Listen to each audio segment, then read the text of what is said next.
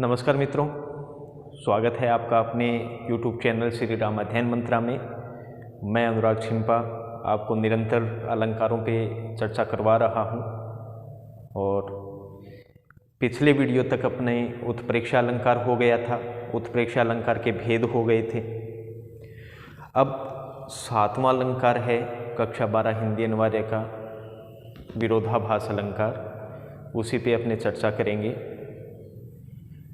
और ये कक्षा 12 के लिए ही नहीं है, ये अन्य जो प्रतियोगी परीक्षाएं हैं प्रथम श्रेणी, KVS, NVS, DSSS आदि सब में ये आपके महत्वपूर्ण अलंकार है। तो आगे की चर्चा जारी रखते हैं और आगे का अलंकार करते हैं, विरोधाभास अलंकार शुरू करते हैं।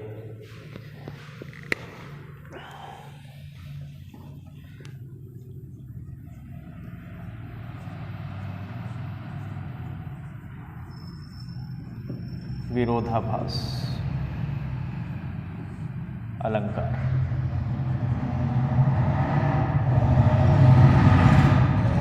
अगला कौन सा है? विरोधाभास अलंकार। और विरोधाभास का सबसे पहले जान लेते हैं अर्थ क्या होता है। जैसे दे रखा है विरोध आभास, अगर इसका संधि विच्छेद करते हैं तो क्या अपने पास आएगा? विरोध आभास। तो इसका सामान्य अर्थ क्या हो जाएगा? अर्थ इसका क्या हो जाएगा? विरोध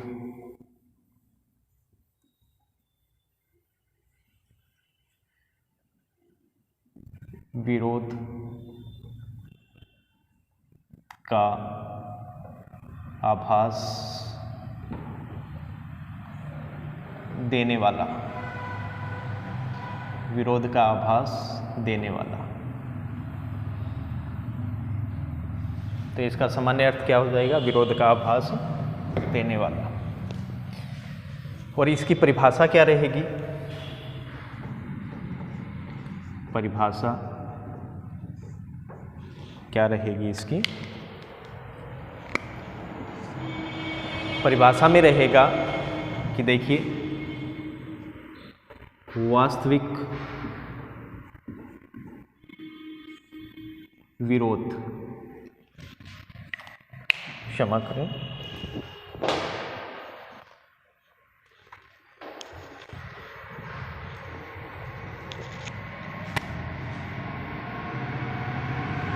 वास्तविक विरोध न होते हुए भी, वास्तविक विरोध न होते हुए भी, वास्तविक विरोध न होते हुए भी जहां विरोध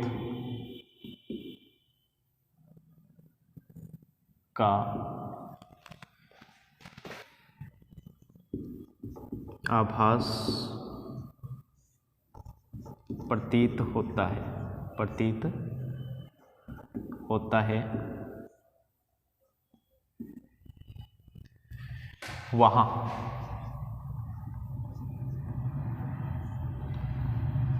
विरोधाभास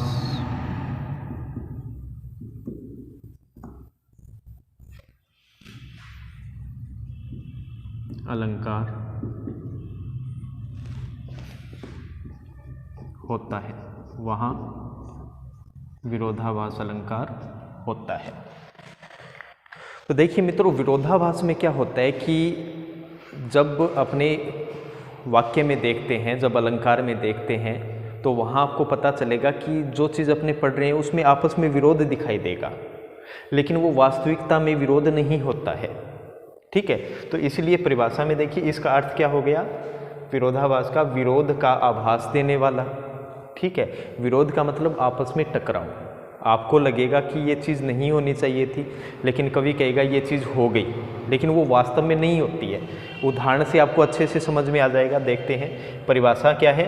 वास्तविक विरोध न होते हुए भी जहाँ विरोध का आभास प्रतीत होता है, वास्तव में विरोध वहाँ नहीं होता, परंतु वहाँ आपको सिर्फ आभास होगा कि वास्तव में विरोध है। वहाँ विरोधाभास अलंकार होता है। उदाहरण देख लेते हैं, पहले सरल उदाहरण देखते हैं, क्योंकि सरल आप समझ लोगे तो मैं धीरे धीरे धीरे धीरे आपको कठिनाई की ओर ले चलूँगा। 4-5 उदाहरणों से आप समझ लेना, वास्तविकता में आपको समझ में भी आ जाएगा, उदाहरणों से ही अपने समझ पाएंगे। तो पहला उदाहरण देखते हैं अपने, नंबर 1 उदाहरण,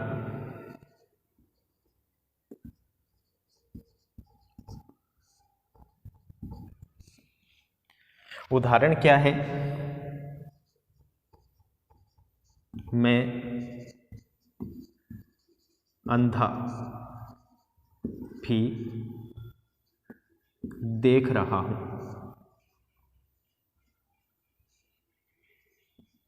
मैं अंधा भी देख रहा हूं, रोती हो तुम रोती।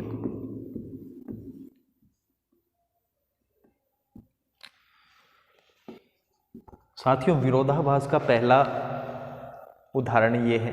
अब इस उदाहरण को अच्छे से समझ लो, फिर आगे के धीरे धीरे उदाहरण आपको समझ में आने लग जाएंगे। अब यहाँ पे कवि क्या कह रहा है कि मैं अंधा, ये मुख्य देखो कि मैं अंधा भी देख रहा हूँ, रोती हो तुम रोती। अब कवि क्या कह रहा है कि मैं अंधा हूँ फिर भी देख रहा हूँ कि तुम रो रही हो। अब यहाँ पे जब अपने पढ़ते हैं तो अपने को विरोध दिखाई दे रहा है कि भाई एक अंधा आदमी कैसे देख सकता है। भाई अंधा आदमी तो देख ही नहीं सकता कि भाई रो रही है। हाँ, वो अलग बात है, मतलब जोर जोर से रोए, अरे मर गया रे, वो अलग बात है, ठीक है, सॉरी मर गई रे। तो अब अंधा देख नहीं सकता, ठीक है, यहाँ पे आपको विरोध दिखाई दे रहा है, लेकिन वास्तविकता में वो विरोध नहीं है। इसका कारण क्या है? क्योंकि कारण देखिए, अब ये है देख रहा हूं, पहले क्या है, मैं अंधा भी देख रहा हूं, रोती हो तुम रोती। अब अंधा देख नहीं सकता, ये विरोध है। लेकिन यहां जो देख रहा हूं दे रहा है, यहां जो लिख रखा है देख रहा हूं, इसका अर्थ देखना नहीं है। वो क्या कह रहा है कि अनुभव कर रहा हूं, अनुभव कर रहा हूं। देखो, पहले विरोध था कि अंधा देख रहा है, भाई रोती हो तुम रोती।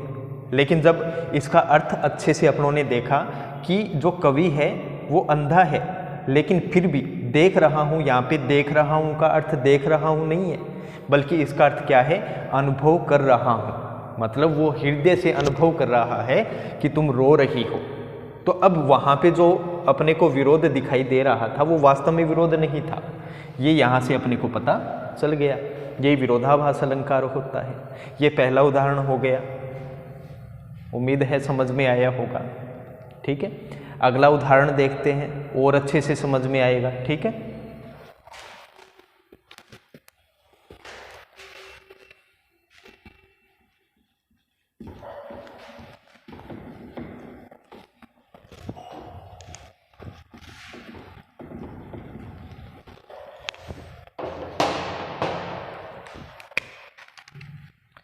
अगला उदाहरण है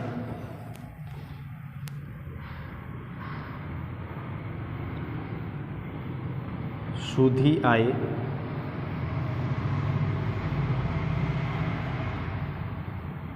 सुधी जाए। ये उदाहरण है कि सुधी आए सुधी जाए। भाई अब यहाँ पे विरोध क्या दिखाई दे रहा है? अब वो कह रहा है कि भाई सुधी आए और सुधी चली जाए, तो इसका तो कोई अर्थ ही नहीं बन रहा। अपने को तो विरोध ही दिखाई दे रहा है कि भाई शुद्धि आ भी रही है और शुद्धि जा भी रही है, तो ये आपस में विरोध हो गया। भाई शुद्धि आ भी रही है, जा रही है, इसका अर्थ क्या हुआ? ठीक है, अब यहाँ पे मैं आपको बता देता हूँ इसका अर्थ क्या हो गया। अर्थ शुद्धि आने से शुद्धि चली जाती है।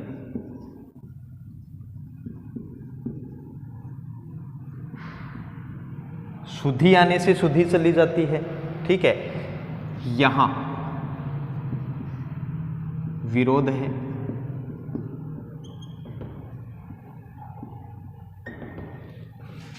लेकिन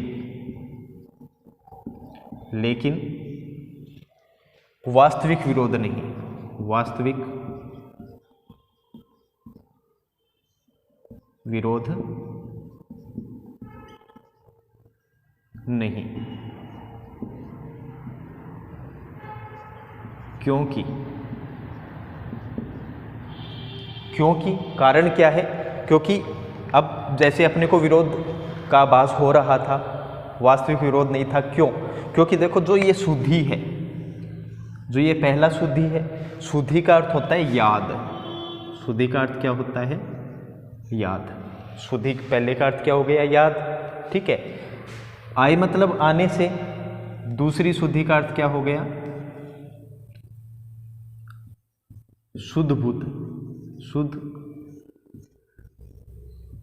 बुद्ध, होश या चेतना, तो दूसरी का अर्थ क्या हो गया? अब आप इसको पढ़ के देखिए, अब इसको आप पढ़ के देखिए कि एक नायिका है, वो कह रही है कि शुद्धि मतलब याद आने से, कि जब नायिका को, नायक बाहर रह रहा है, जब नायिका को शुद्धि मतलब याद आई नायक की, तो उसकी शुद्धि मतलब उसकी जो शुद्ध बुद्ध थी, होश था, चेतना थी, शरीर की चेतना थी या होश था या शुद्ध बुद्ध थी, वो क्या हो गई? चली जाती थी, ठीक है। अब यहाँ पे आपको विरोध नहीं दिखाई देगा। जब पढ़ रहे थे तब आपको वास्तव विरोध दिखाई दे रहा था, लेकिन वहाँ वास्तविकता में विरोध नहीं था। क्यों? क्योंकि इन शब्दों के अर्थ देखिए, क्योंकि पहली शुद्धि का अर्थ मतलब याद आने से क्या हो जाती है? शुद्ध बुद्ध, होश या चेतना चली जाती है, वो सभी को पता है। इसलिए यहाँ पे विरोध नहीं है, क्योंकि प्रथम शुद्धि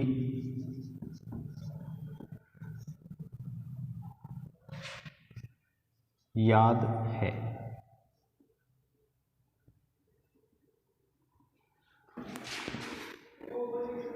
तथा दूसरी शुद्धि का अर्थ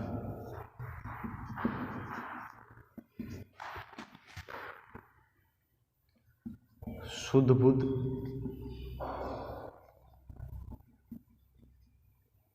चेतना या होश है। अब यहाँ पे आपको विरोध नहीं दिखाई देगा। अब ये परिभाषा में आप मिला लो। देखो, वास्तविक विरोध न होते हुए भी जहाँ विरोध का आभास प्रतीत होता है। अब देखो यहाँ पे वास्तव में विरोध नहीं था, शुद्धि आई शुद्धि जाने से, लेकिन आपको विरोध का आभास पता हुआ।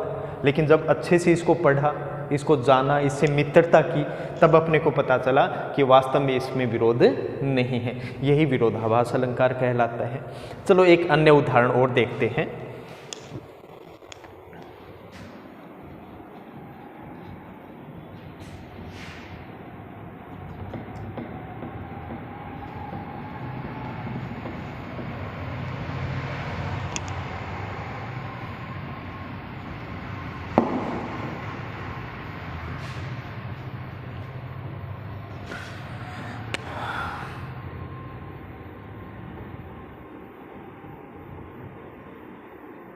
एक अन्य उदाहरण और देख लेते हैं अपने, ठीक है। एक अन्य उदाहरण क्या है कि मैं लिख देता हूँ, कक्षा 12 की हिंदी अनिवार्य की पुस्तक है, उसी में बिहारी का जो अध्याय है उसी से मैं एक दोहा ले रहा हूँ, ताकि जो कक्षा 12 के बच्चे हैं उनको भी अच्छे से समझ में आ पाए, ठीक है। तो एक दोहा है बिहारी जी का, या अनुरागी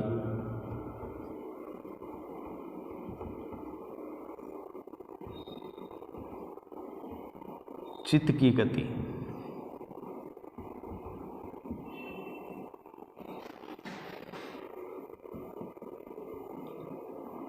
समुझे नहीं कोय।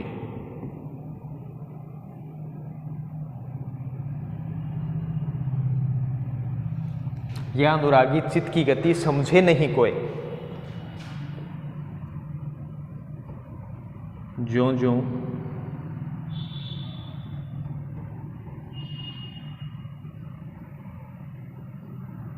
बूढ़ई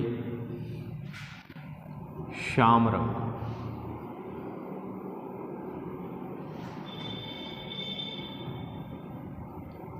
त्यों त्यों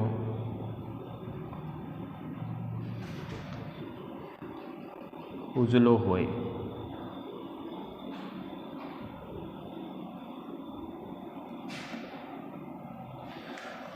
तो साथियों अगला उदाहरण है ये।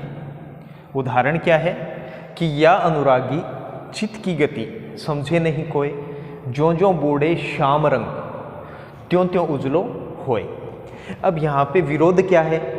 विरोध देखो बच्चों, यहाँ पे विरोध क्या रहेगा कि देखो पहले इसका अर्थ बता देता हूँ मैं, और वैसे विरोध इसमें क्या दिखाई देगा कि देखो श्याम रंग, और श्याम रंग कौन सा होता है? काला, या कह सकते हैं कृष्ण रंग, कृष्ण का रंग। वैसे इसका अर्थ क्या हो जाएगा? काला। श्याम रंग कौन सा होता है? काला। अब कवि क्या कह रहे हैं? और बूढ़े का अर्थ क्या होता है? बूढ़े का अर्थ होता है डूबना। बूढ़े का अर्थ क्या होता है? डूबना। तो देखो बिहारी जी कह रहे हैं कि जैसे जैसे श्याम रंग मतलब काले रंग में डूबता है, त्यों त्यों वैसे वैसे उजलो मतलब उजला, या कह सकते हैं सवेत। क्या कह सकते हैं? सवेत, या कह सकते हैं प्रकाशमान, या क्या कह सकते हैं? प्रकाशमान। ठीक है। तो बिहारी जी क्या कह रहे हैं कि जैसे जैसे श्याम रंग मतलब काले रंग में कोई वस्तु डूबती है, त्यों त्यों वैसे वैसे उजलो मतलब वह सवेत रंग की या प्रकाशमान होती है। अब साथियों आप एक बात बताओ, कोई वस्तु को काले रंग में डुबोया तो क्या वो सफ़ेद हो सकती है? यही क्या है? विरोध का आभास है। भाई कोई काले रंग में डुबो दोगे तो कोई वस्तु सफ़ेद नहीं हो सकती। वो अलग बात है कि फेयर एंड लवली लगा लेंगे तो सफ़ेद हो जाते हैं प्रकाशमान, वो अलग बात है। लेकिन बात यहाँ चल रही है विरोध की। अपने को पहले विरोध जानना है कि विरोध का आभास कहाँ हो रहा है। विरोध का आभास कहाँ हो रहा है कि काले रंग में कोई वस्तु डूबने से श्वेत या प्रकाशमान होती है, ये विरोध का आभास है। लेकिन अब जानेंगे कि वास्तविकता में विरोध नहीं है, कैसे? देखते हैं। अब देखो या अनुरागी मतलब प्रेमी। अनुरागी का अर्थ क्या हो गया? प्रेमी। चित्त का मतलब क्या हो गया? चित्त का मतलब हो गया हृदय। तो बिहारी जी क्या कह रहे हैं कि इस प्रेमी हृदय की गति को, इस प्रेमी हृदय की गति को या रहस्य को समझे मतलब समझने वाला कोई मतलब कोई, नहीं का मतलब नहीं है। तो बिहारी जी क्या कह रहे हैं कि इस प्रेमी हृदय की गति या रहस्य को समझने वाला कोई नहीं है। क्यों?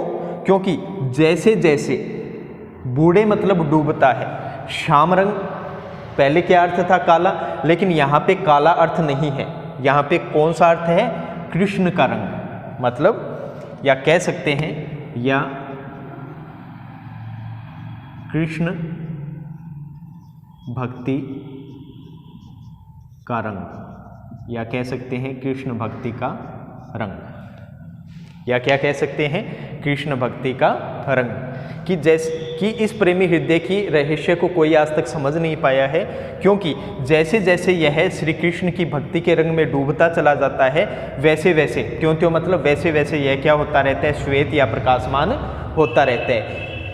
अब यहाँ पे वास्तविकता में विरोध नहीं है। क्यों? क्योंकि पहले विरोध का आभास क्या था कि काले रंग में कोई वस्तु डूबने से श्वेत रंग की हो जाती है, ये विरोध का आभास था। लेकिन जब अर्थ जाना कि भाई जब श्याम रंग मतलब श्री कृष्ण की भक्ति के रंग में कोई हृदय डूबता है तो वास्तविकता में उसके अंदर ज्ञान आएगा, भक्ति का रंग आएगा, तो वो धीरे धीरे जो कालापन होता है अपने अंदर का, जो पाप होता है, वो धीरे धीरे क्या हो जाएगा, नष्ट हो जाएगा, और अपना हृदय कैसा हो जाएगा, प्रकाशमान हो जाएगा, सफेद हो जाएगा। तो अच्छे से उदाहरण ये समझ में आया होगा। अब एक काम करते हैं, एक उदाहरण और देखते हैं ताकि और अच्छे से समझ में आ जाए। लाइन लगा देनी उदाहरण की, करना है उदाहरण, देखना है सब कुछ, बस देखते रहिए।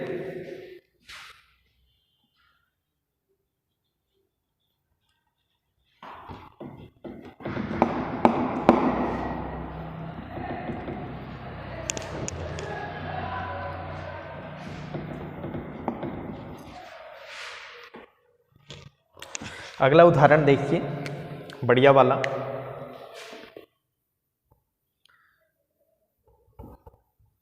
मीठी लगी,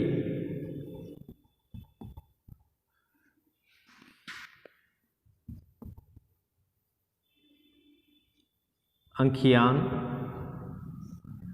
लुनाई।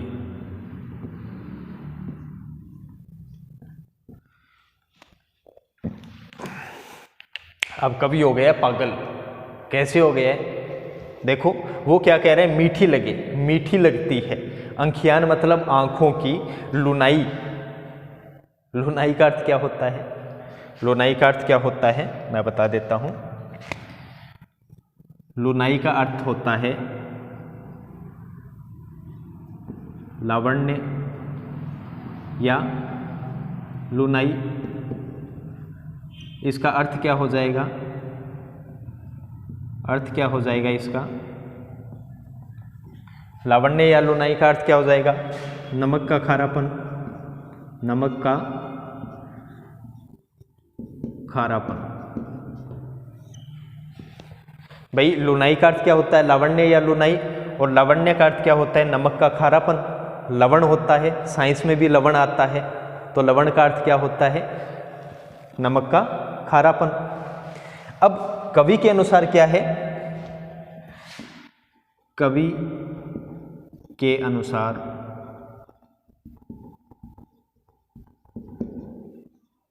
नमक का खारापन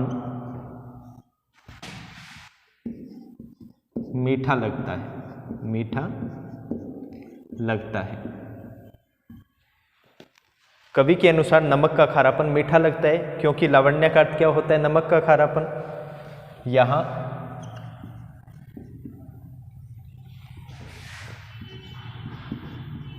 विरोध का आभास हो रहा है।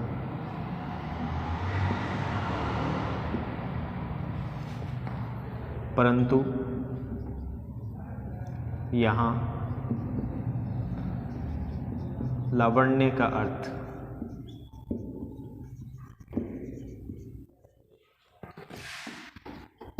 नमक का खारापन नहीं।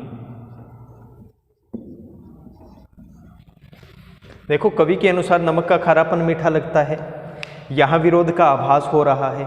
क्यों? क्योंकि देखो नमक का खारापन कभी मीठा नहीं लगता, ठीक है। लेकिन याद रखना यहाँ पर, परंतु यहाँ लावण्य का अर्थ नमक का खारापन नहीं है।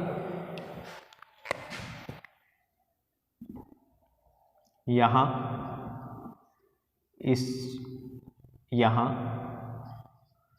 लावण्य का अर्थ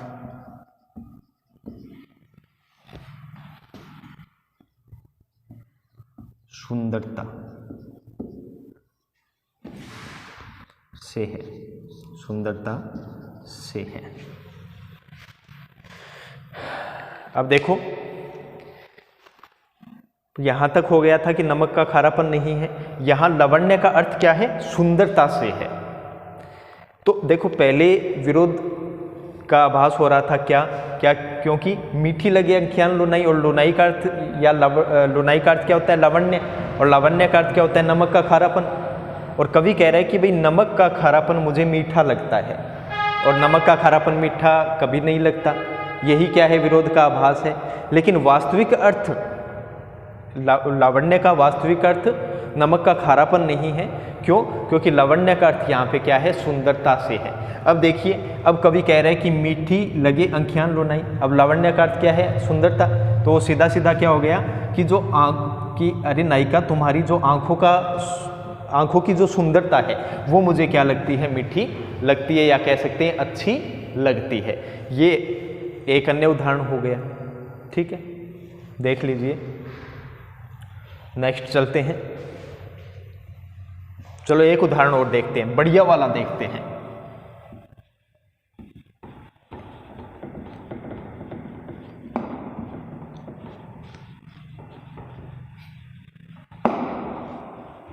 बढ़िया वाला एक उदाहरण और देख लेते हैं। इस उदाहरण को अच्छे से देखना, खासकर प्रथम श्रेणी अध्यापक, अन्य जो प्रतियोगिता परीक्षाएं हैं उनके लिए खासकर अच्छा है, और 12वीं क्लास के लिए भी बहुत अच्छा है। और उदाहरण कठिन भी है, बड़ा भी है, समझने भी कठिन है, लेकिन समझने में अपने को आसानी हो जाएगी जब अपने समझेंगे। इसको ध्यान से देखना, तब ही समझ में आएगा। उदाहरण क्या है? तंत्री नाद।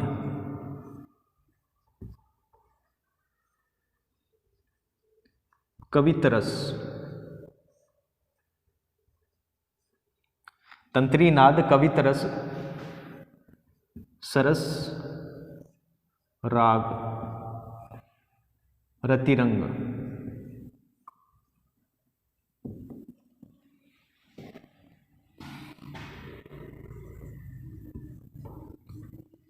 अनबूढ़ई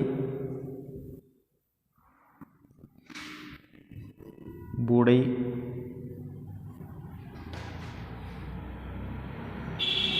तरे जे बोड़ई सब अंग।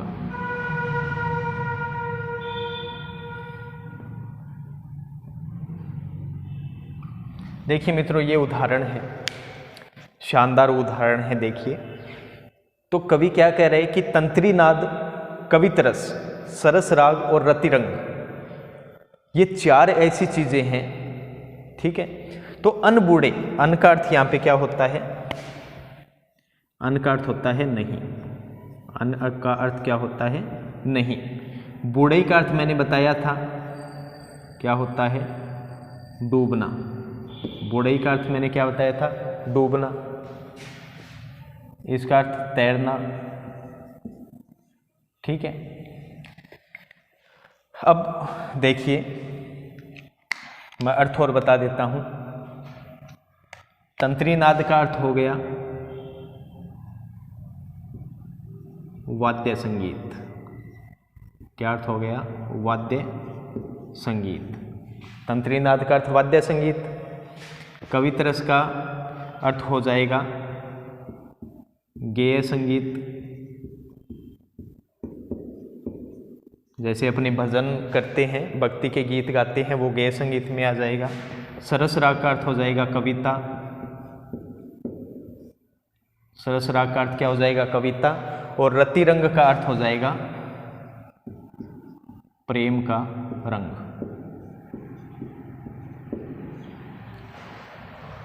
रति कामदेव की पत्नी थी, इसलिए इसको कामदेव प्रेम के देवता माने जाते हैं। तो रतिरंग का अर्थ क्या हो गया? प्रेम का रंग।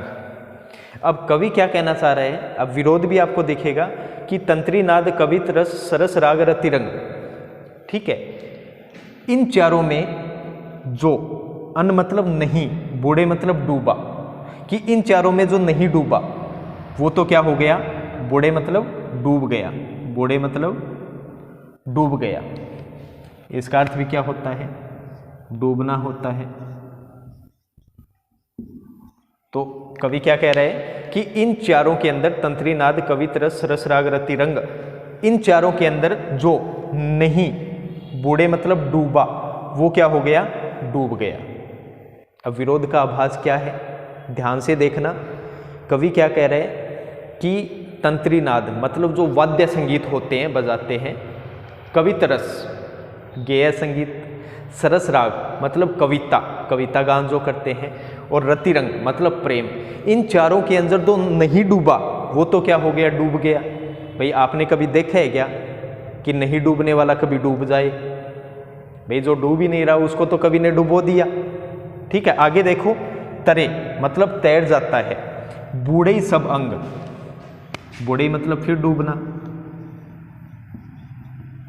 फिर आगे क्या कवि कह रहे हैं कि जिस व्यक्ति के सब अंग डूब गए, मतलब जो व्यक्ति डूब गया वो क्या हो गया, तैर गया, मतलब वो नहीं डूबा। एक बार फिर बता रहा हूं, ध्यान से सुनना, अब पूरे का सुन लेना सब क्या होगा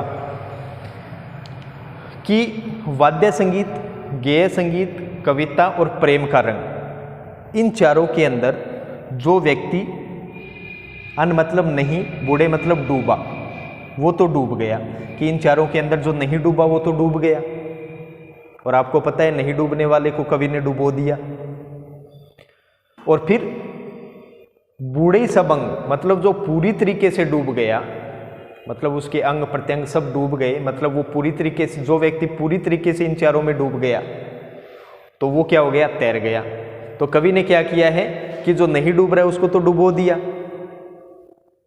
ठीक है, और जो नहीं डूब रहा है, जो नहीं डूब रहा था उसको डुबो दिया, और जो डूब रहे उसको तैरा दिया।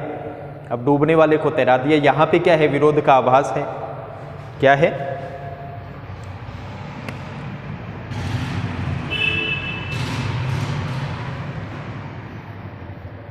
कि वाद्य संगीत,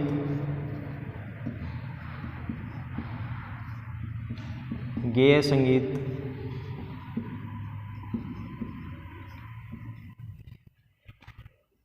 कविता व प्रेम के रंग में जो नहीं डूबा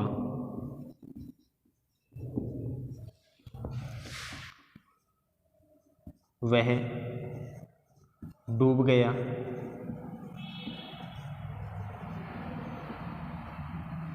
और जो डूब गया वह नहीं डूबा।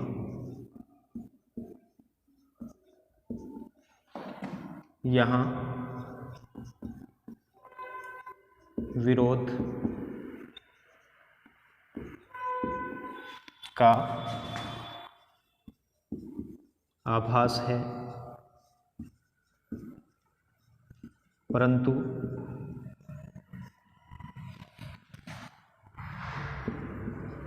इसका अर्थ यहाँ, अब देखो इसका अर्थ यहाँ तक देखो।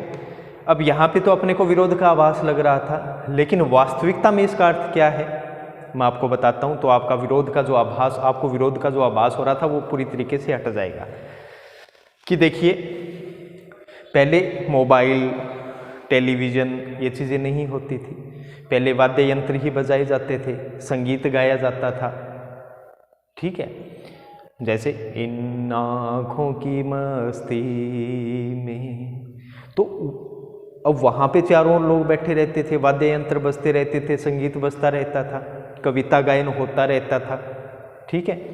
और प्रेम का रंग, तो कवि के कहने का तात्पर्य क्या है कि इसका अर्थ वास्तविकता में क्या हो जाएगा कि जो व्यक्ति वाद्य संगीत के अंदर, गेय संगीत के अंदर, कविता के अंदर और प्रेम के रंग के अंदर पूरी तरीके से डूबकर उसका आनंद लेता है, इन चारों के अंदर जो व्यक्ति पूरी तरीके से डूबकर, तन्मय होकर, जैसे अपने कई बार डूब जाते हैं ना पूरी तरीके से, बस किसी ईयरफोन डाल लिया और पता ही नहीं चलता कौन आ रहा है कौन जा रहा है, वैसे ही कि इन चारों के अंदर जो व्यक्ति पूरी तरीके से डूबकर आनंद लेता है। अब देखो पूरी तरीके से डूबकर आनंद लेता है, वो इस संसार में कभी नहीं डूबता। जो इसका आनंद ले लेगा वो कैसे डूबेगा, कहने का तात्पर्य ये हो गया। और जो इन चारों के अंदर नहीं डूबा वो क्या हो जाएगा, पूरी तरीके से डूब जाएगा। समझ में आई बात कि भाई इन चारों का जिसने व्यक्ति ने आनंद लिया पूरी तरीके से उसमें डूब कर, तन में होकर जिसने आनंद लिया, वो व्यक्ति कभी नहीं डूबेगा। ठीक है, जो इसके अंदर नहीं डूबेगा, इन चारों के अंदर नहीं डूबेगा, मतलब इसका आनंद नहीं लेगा, वो व्यक्ति क्या हो जाएगा, पूरी तरीके से डूब जाएगा। इस संसार में उसकी पार नहीं पड़ेगी। वास्तविकता तो ये है।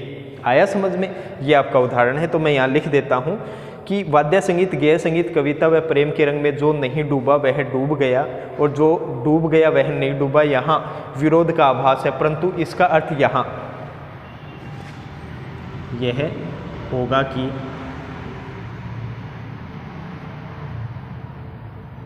होगा कि जो व्यक्ति इन चारों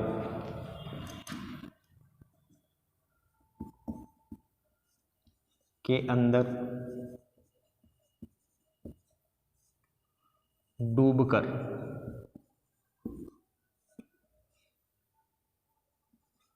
तन मन से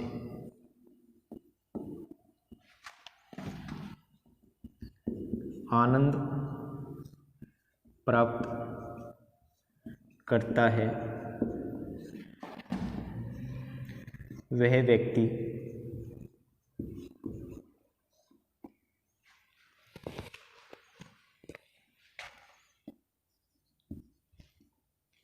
इस संसार में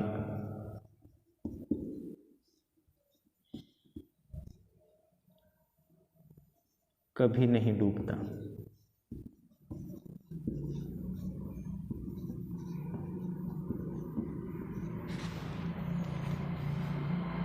लेकिन जो व्यक्ति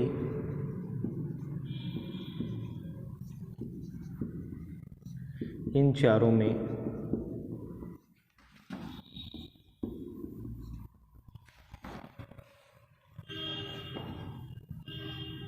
न डूबकर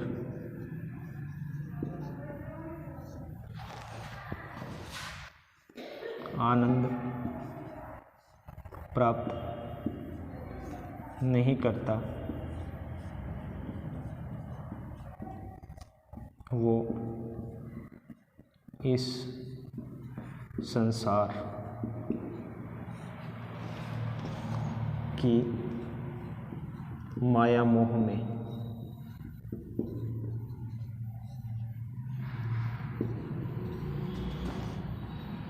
डूब जाता है।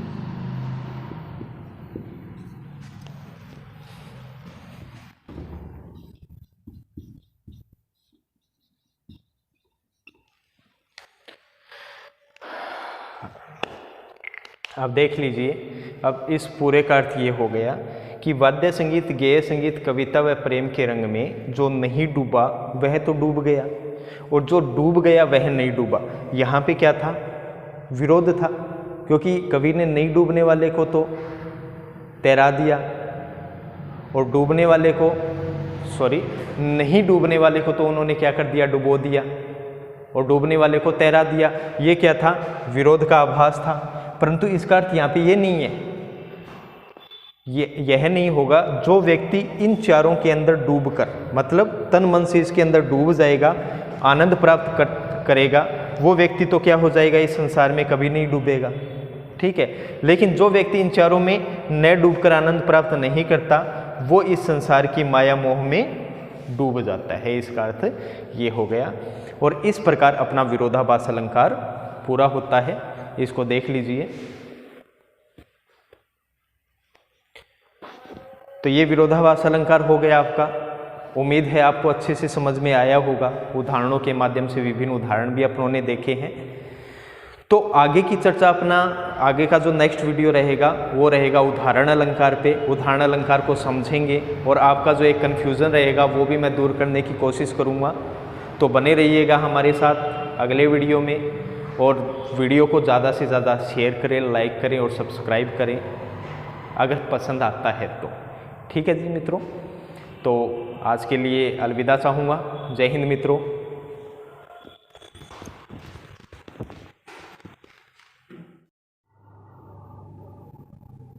कुछ अधूरा रह गया था, इसलिए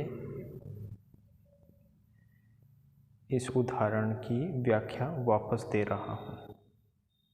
जय हिंद मित्रों।